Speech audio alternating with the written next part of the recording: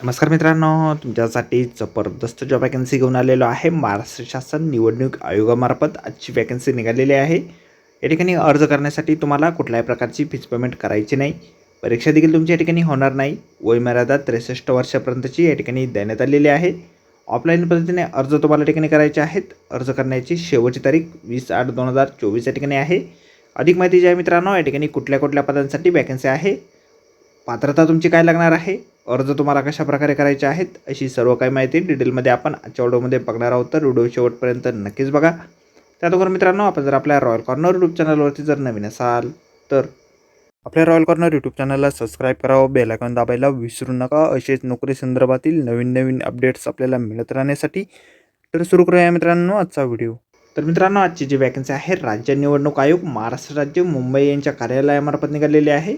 उच्च श्रेणी किंवा निम्न श्रेणी लघुलेखक या पदासाठी या ठिकाणी वॅकन्सीज आहेत. या ठिकाणी अर्ज जे आहेत तुम्ही 20/8/2024 संध्याकाळच्या 5 वाजेपर्यंत लेखी अर्ज, आवश्यक कागदपत्र, सचिव राज्य निवडणूक आयोग महाराष्ट्र, पहिला मजला, नवीन प्रशासकीय भवन, हुतात्मा राजगुरू चौक, मादाम कामा रोड, मुंबई या ठिकाणी ऑफलाईन पद्धतीने पाठवायचे आहेत. तुम्ही पोस्टाने किंवा समक्ष या ठिकाणी भेटून या ठिकाणी अर्ज जे आहेत देऊ शकणार आहात.